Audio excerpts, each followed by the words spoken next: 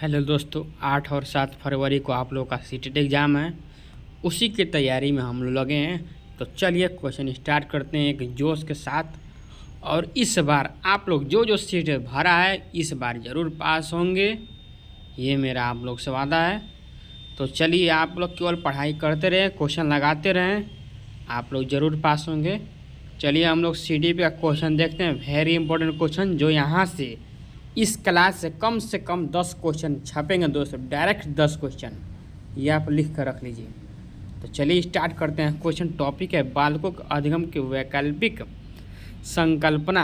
अधिगम प्रक्रिया में महत्वपूर्ण चरणों के रूप में बालक की त्रुटियों को समझना। चलिए क्वेश्चन नंबर 817। बच्चे अक्सर अपने आसपास की घटनाओं की अपनी व्याख्या लेकर आते हैं। बारिश क्यों होती है यह पूछे जाने पर सिया कहती है, भगवान अपने कंधों पर पानी की बाल्टियाँ ढो ढो कर थक चुके हैं। ऐसी व्याख्याएं ऑप्शन ए चित्रित करती है कि बच्चों का एक आत्म केंद्रित दृष्टिकोण है और वे दूसरे के दृष्टिकोण पर विचार नहीं कर सकते। ऑप्शन बी स्पष्ट करती है कि बच्चे तर्क करने में सक्षम नहीं है। ऑप्शन सी साबित करती है कि बच्चे की सोच वयस्कों की तुलना में मात्रात्मक रूप से बहुत कम है। ऑप्शन डी संकेत देती है कि बच्चों में अपने सांस्कृतिक परिवेश के अनुकूलन सहज समझ होती है, जिससे वे घटनाओं को समझने की कोशिश करते हैं। तो यहाँ पे क्या होगा, यहाँ पे देखिए दोस्तों, यहाँ पर होगा आप लोग का आंसर, ये सीटेट प्राइमरी 2024 पूछा होगा, यहाँ पर क्या होगा, डी होगा। ठीक है, क्यों डी होगा?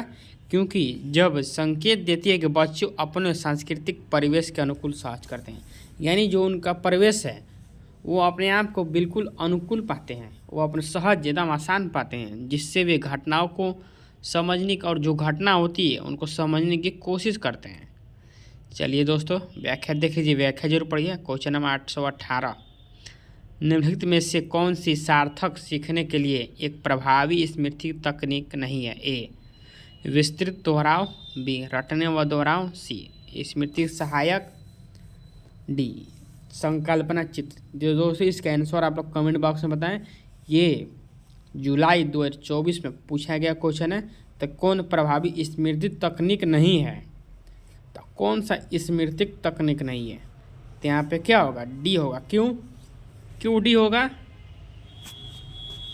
क्योंकि ये सारे विस्तृत दोहराव जब दोहराते तो स्मृति मेमोरी में होता है, ये मेमोरी तकनीक है, स्मृति तकनीक है। रटने भी दोहराव, ये भी स्मृति तकनीक है। स्मृति सहायक विधि ये भी है।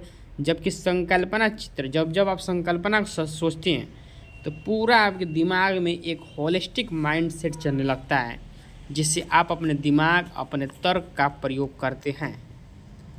ठीक है दोस्तों,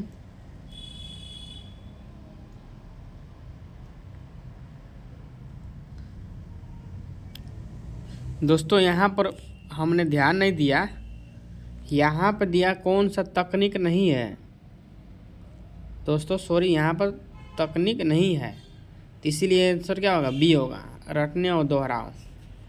यहाँ पर डी नहीं होगा। ठीक है, चलिए नेक्स्ट क्वेश्चन। होता है दोस्तों कभी कभी गलतियाँ, कोई बात नहीं, गलतियों से हम लोग सीखेंगे। 819। बच्चे सबसे प्रभावी ढंग से तब सीखते हैं यदि कोई अवधारणा ए तर्कसंगत से अनुभवजन्य की ओर बढ़ती है, बी सामान्य से विशिष्ट की ओर बढ़ती है, सी अमूर्त से मूर्त की ओर बढ़ती है, डी जटिल से सरल की ओर बढ़ती है। तो सीटेट 2023 में पूछा गया शिफ्ट 1 में, तो यहाँ पर आंसर क्या होगा, बी होगा, सामान्य से विशिष्ट की ओर बढ़ती है। चलिए क्वेश्चन नंबर 820। बच्चों की भ्रांतियाँ और त्रुटियाँ सीखने सिखाने की प्रक्रिया में बेहद हानिकारक है, बी बच्चों के अविवेकी चिंतन को दर्शाती है, सी बच्चों की सोच में झांकने के अर्थपूर्ण मौके देती है, डी वयस्कों में से उनकी हीनता को दर्शाती है। तो क्या है,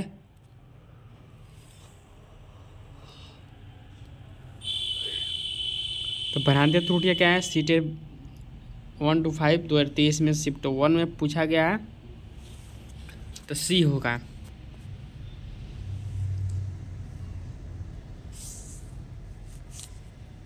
बच्चों की सोच में झांकने का अर्थपूर्ण मौके देती है। क्वेश्चन नंबर 821, जल के स्रोतों के बारे में पूछे जाने वाले पर 6 वर्षीय सीमा नल को सबसे बड़ा जल स्रोत मानने पर हठ करती है। जल के स्रोत के बारे में उनकी व्यक्तिगत वैकल्पिक धारणा है। ए निहायत त्रुटिपूर्ण है, बी का कोई आधार नहीं है और पूरी तरह तर्कहीन है, सी उसके अनुभव के आधार पर बने सरल सिद्धांत को दर्शाती है, डी को अध्यापक द्वारा सीधे रूप से बिना चर्चा के नकार देना चाहिए। यहाँ पे होगा आप लोग का सी, उसके अनुभव के आधार पर सरल सिद्धांत को दर्शाती है। ठीक है, चलिए क्वेश्चन 822, प्राथमिक। दोस्तों हम यहाँ व्याख्या नहीं बता रहे, आप लोग व्याख्या जरूर पढ़ लें, स्क्रीनशॉट इसका ले लीजिए। हर व्याख्या का आप लोग स्क्रीनशॉट लेकर पढ़िएगा दोस्तों। वेरी इंपॉर्टेंट क्वेश्चन आज मैं करा रहा हूँ, क्योंकि एग्ज़ाम बहुत नज़दीक है, इसलिए आप लोग बिल्कुल लापरवाही ना करें और अधिक से अधिक कोशिश करें पढ़ने के लिए। ठीक है, बिल्कुल तनाव न ले, जो होगा अच्छे ही के लिए होगा। चलिए, प्राथमिक कक्षाओं में एक संप्रदाय को पढ़ाते हुए अध्यापक को अध्यापन अधिगम सामग्री को प्रस्तुत करने के लिए किस क्रम का अनुभव करना चाहिए। अच्छा, चलिए आंसर देखते हैं। ए है पहले वस्तु के चित्र और फिर मूर्त वस्तु को प्रस्तुत करना, बी पहले चिन्ह और फिर वस्तुओं के चित्र प्रस्तुत करना, सी पहले मूर्त वस्तु और फिर वस्तुओं के चित्र प्रस्तुत करना, डी पहले चिन्ह और फिर मूर्त वस्तुओं प्रस्तुत करना। तो यहाँ पर क्या होगा, सी होगा पहले मूर्त वस्तु और फिर वस्तुओं के चित्र प्रस्तुत करना। यहाँ पर सी होगा पहले मूर्त वस्तुएं फिर चित्र। पहले उनको मूर्त यानी जो प्रत्यक्ष है उसको दिखाइए और फिर उसके चित्र को प्रस्तुत करिए। चलिए यहाँ पर देखिए व्याख्या, प्राथमिक कक्षाओं में एक संप्रदाय को पढ़ाते हुए अध्यापक को अध्यापन अधिगम सामग्री को प्रस्तुत करने के पहले मूर्त वस्तु और फिर वस्तुओं के चित्र प्रस्तुत करना चाहिए। प्राथमिक कक्षा में किसी विशेष वस्तु को पढ़ाने के लिए चित्रात्मक प्रस्तुति से छात्रों के अंदर शिक्षण के प्रति रुचि जागृत होती है। 823, कभी कहता नहीं, विद्यार्थियों द्वारा दी गई गलतियां व त्रुटियां शिक्षकों व विद्यार्थियों की असफलता को दर्शाती है। बी है यानी तर्क। आर बच्चों में खुद से सोचने की क्षमता नहीं होती तथा उनके सीखने को सुनिश्चित करने के लिए उन्हें लगातार निर्देश देने पड़ते हैं। ऑप्शन ए और दोनों सही है, ए आर के सही व्याख्या करते हैं। ऑप्शन बी ए और आर दोनों सही, आर ए के सही व्याख्या नहीं करते हैं। सी ए सही है लेकिन आर गलत है। डी ए और आर दोनों गलत है, तो यहाँ पर क्या होगा, डी हो गलत होगा, डी होगा। अब यहाँ पर क्यों दोनों गलत है, देखिए दोनों क्यों गलत है मैं आपको बताता हूँ। विद्यार्थियों द्वारा दी गई गलतियाँ और त्रुटियाँ शिक्षकों विद्यार्थियों को असफलता नहीं, जो आप त्रुटियाँ करते हैं वो असफलता को नहीं दर्शाता है बल्कि सीखने को दर्शाता है। आप उस त्रुटियों से सीखते हैं। यहाँ पर करता है असफलता को नहीं, असफलता को नहीं बल्कि उस त्रुटियों से आप सीखते हैं। तभी जब सीखते हैं त्रुटियाँ करते हैं तभी आगे बढ़ते हैं। बिना त्रुटि के कोई सीखता नहीं है। चलिए तर्क आर, बच्चों में खुद से सोचने की क्षमता नहीं होती है। बिल्कुल होती है, यहाँ कहता नहीं होती है। क्यों नहीं भाई बच्चे इंसान नहीं है क्या? बच्चे में सोचने की क्षमता होती है, बच्चे में भी सोचने की क्षमता होती है। तो यहाँ पर नहीं देकर गलत हो गया। चलिए आगे बढ़ते हैं। तो यहाँ पर क्या होगा, डी आंसर होगा इसका। व्याख्या देखिए, व्याख्या जरूर पढ़िए। क्वेश्चन नंबर 824, एक शिक्षिका एक बच्ची जो एक अवधारणा को समझने में असमर्थ है के साथ मिलकर काम करती है, उसे इशारा देते हुए प्रक्रिया क्या कहलाती है? ए पाण, बी शिक्षक केंद्रित शिक्षा, सी अनअक्षर पूर्वाभ्यास, डी प्रत्यक्ष निर्देश। तो यहाँ पे क्या होगा, ए होगा। क्यों? क्योंकि ये किसका है, मैं आपको अभी बताता हूँ। पाण किसका सिद्धांत है, आप लोग कमेंट में बताएं। इसके फोल्डिंग जिसे बोला जाता है। जब यहाँ मदद की बात आएगी तो क्या होगा, इसके फोल्डिंग होगा। ठीक है, बच्चों को अवधारणाओं को समझने में समर्थ है और समर्थ उनके साथ मिलकर इशारे देते हैं, इशारे देते हैं, यानी पाण, इसके फोल्डिंग। देखिए ये क्या है, वाइगोस्की का है। ठीक है, इसके फोल्डिंग यहाँ देखिए, इसके फोल्डिंग, और ये वाइगोस्की ने पाण शब्द का प्रतिपादन किया है। आप लोग इसका स्क्रीनशॉट लीजिए। ले लिए, चलिए आगे बढ़ते हैं।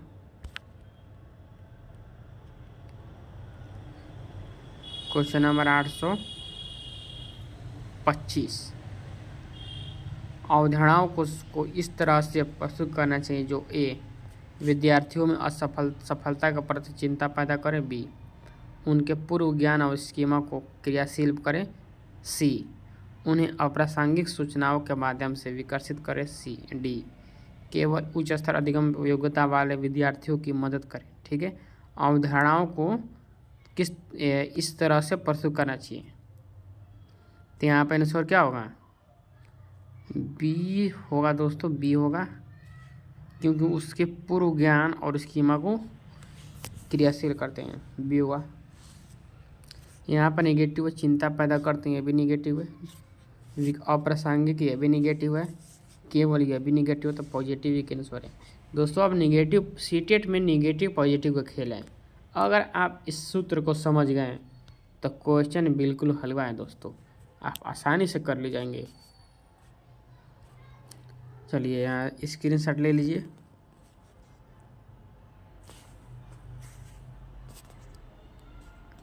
Question number 826। अंतरिक्ष की अवधारणा समझाते समय एक अध्यापक ने महसूस किया कि विद्यार्थियों में इस विषय को लेकर अनेक भ्रांतियाँ हैं। अध्यापक इस स्थिति के प्रति क्या प्रतिक्रिया होनी चाहिए, ए, सीधे उन भ्रांतियों को अस्वीकृत करना चाहिए, बी, इन भ्रांतियों के प्रति विद्यार्थियों को तर्क जानने चाहिए, सी, विद्यार्थियों को सही जानकारी कंठस्थ करने के लिए निर्देश देना चाहिए, डी, नकारात्मक पूर्वाग्रह का प्रयोग करते हुए इन भ्रांतियों को मिटा देना चाहिए। दोस्तों इसका आंसर क्या होगा, अंतरिक्ष की अवधारणा समझाते हुए एक अध्यापक महसूस कर किया है कि विद्यार्थियों को इस विषय को लेकर अनेक भ्रांतियाँ हैं। अध्यापक को क्या करना चाहिए, अध्यापक को क्या करना चाहिए,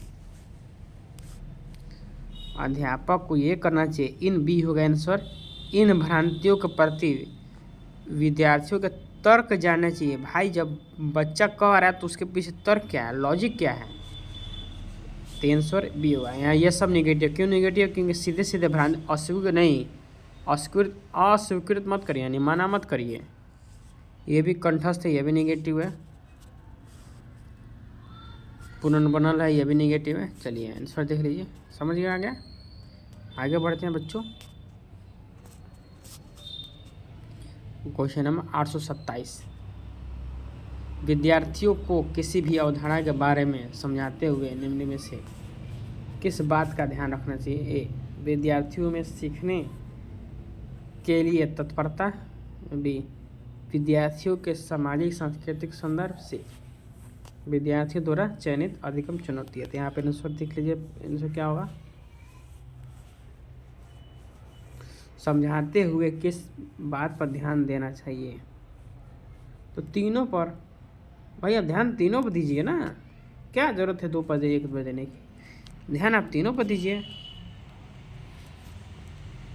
तो सीखने के लिए तत्परता भी करिए, सांस्कृतिक संदर्भ, संस्कृति, ये भी सही है, चयनित अधिगम शैलियाँ, इस पर ध्यान दीजिए आप। चलिए आगे बढ़ते हैं, इसका आप लोग स्क्रीनशॉट लीजिए।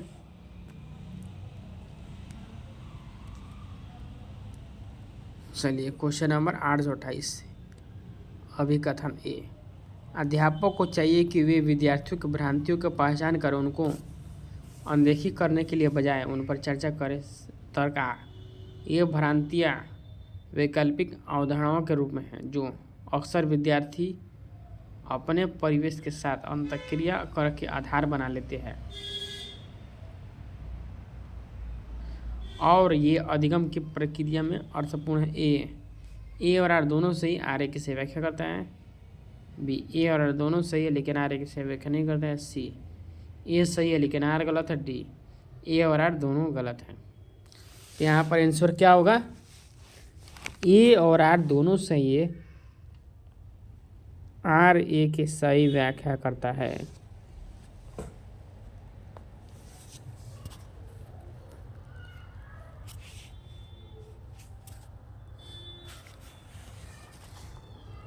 चलिए दोस्तों, क्वेश्चन नंबर 829। अध्यापक को पढ़ाई जाने वाली अवधारणाओं के बारे में विद्यार्थियों के सहज नाव यानी सहज न्याय सिद्धांतों के बारे में जानना चाहिए और उसी के आधार पर पाठ आगे पढ़ना चाहिए। ठीक है। ए और तर्क आ रहे हैं। विद्यार्थियों के सहज सिद्धांत एक प्रकार की वैकल्पिक अवधारणाएं होती हैं और आगे अधिगम में बहुत मायने रखती है। ऑप्शन ए और आर दोनों सही है, आर ए की सही व्याख्या करता है। ऑप्शन बी, ए और आर दोनों सही है, आर ए की सही व्याख्या नहीं करता। ऑप्शन सी, ए सही है लेकिन आर गलत है। ऑप्शन डी, ए और आर दोनों गलत है। यहाँ पे क्या होगा आंसर? ए होगा। ए सही और आर, ए और आर दोनों सही और उसकी क्या करता है? व्याख्या भी करता है। देखिए ये होगा। इसका आप लोग स्क्रीनशॉट ले लीजिए। चलिए आगे बढ़ते हैं। Question number 830। निम्नलिखित में से कौन से कथन अधिगम के आकलन के संबंध में सही है? भय पैदा करने के लिए कॉपी में सभी त्रुटियों पर लाल स्याही से घेरा बना देना चाहिए। दूसरा है, विद्यार्थियों को अधिगम के बारे में जानने के लिए त्रुटियां को एक अवसर के रूप में लेना चाहिए। तीसरा है, सहपाठी आकलन का प्रयोग एक दूसरे को प्रतिपुष्टि देने के लिए किया जा सकता है। चौथा है, विद्यार्थियों द्वारा की गई त्रुटियों के प्रतिरूप के प्रति अचानक अध्यापक को सजग होना चाहिए। ऑप्शन ए, केवल 1 और 2। ऑप्शन बी, केवल 1, 2, 3। ऑप्शन सी, केवल 4, 3, 4। ऑप्शन डी, 1, 3 और 4। तो इसका आंसर क्या होगा?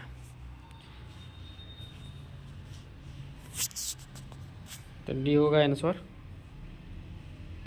देखिए व्याख्या देख लीजिए, व्याख्या जरूर पढ़िए। Question number 831।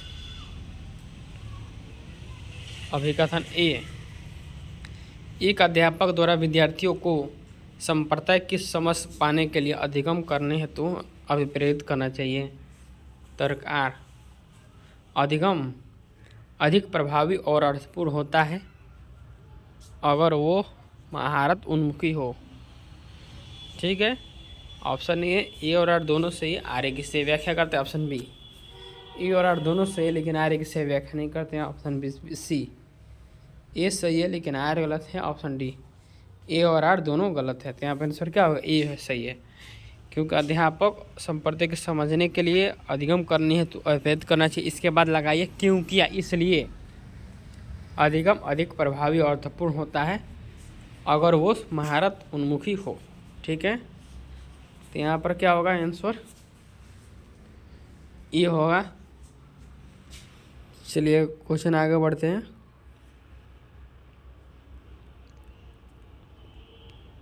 व्याख्या देखिए, व्याख्या जो क्या है स्क्रीनशॉट आप लोग ले लीजिए। Question number 832। विद्यार्थियों द्वारा ग्रहित वैकल्पिक अवधारणाएं ए, अधिगम प्रक्रिया में कोई भूमिका नहीं निभाती। ऑप्शन बी, पूरी तरह अतार्किक और अविवेक होती है। ठीक है। ऑप्शन सी, विद्यार्थियों के सहज सिद्धांतों ज्ञान को दर्शाती है। ऑप्शन डी, अध्यापक द्वारा सिरे से अनदेखी कर देनी चाहिए। यहाँ पे आंसर क्या होगा आप लोग बताइए। ऑप्शन सी होगा, अध्यापक द्वारा सिरे से अनदेखी कर देनी चाहिए। सी होगा, यानी सी होगा, विद्यार्थियों को सहज सिद्धांतों को ज्ञान को दर्शाती है। सी होगा आंसर।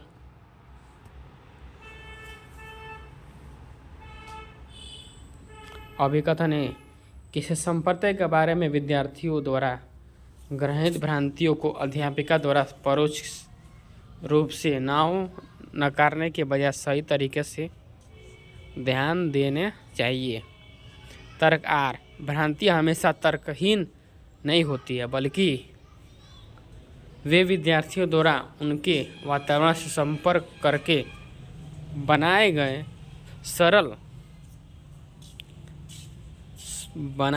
सरल सिद्धांतों का रूप होती है। ऑप्शन ए और आर दोनों सही है। आर एक से व्याख्या करते हैं। ऑप्शन बी, ए और आर दोनों सही है लेकिन आर एक से व्याख्या नहीं करते। ऑप्शन सी, ए सही है लेकिन आर गलत है। ऑप्शन डी, ए और आर दोनों गलत है। तो आंसर क्या होगा, ये होगा।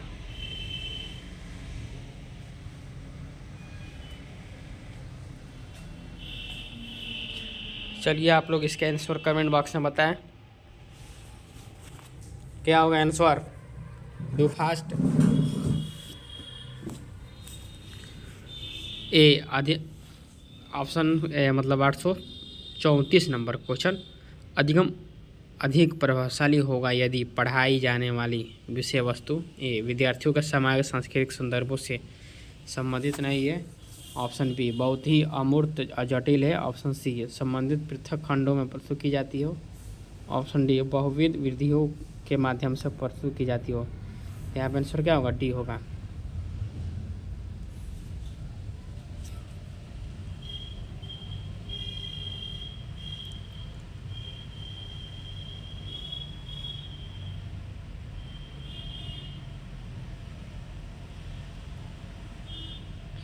अधिगम की प्रक्रिया में त्रुटियों के बारे में क्या सही है। ए, त्रुटियों की कोई भूमिका नहीं है।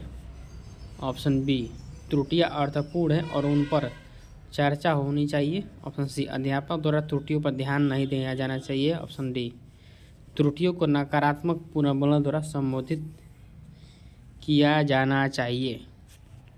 तो इसका आप लोग आंसर कमेंट बॉक्स में बताएं क्या होगा। आंसर बी होगा। तो यहाँ पर देखिए, यहाँ पर बी होगा। कहाँ गया,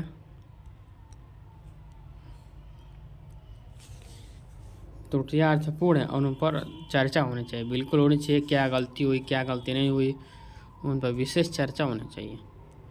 इसका आप लोग स्क्रीनशॉट लीजिए दोस्तों। इसका आप लोग कमेंट बॉक्स में बताएं और बताएं कि इसका आंसर क्या होगा।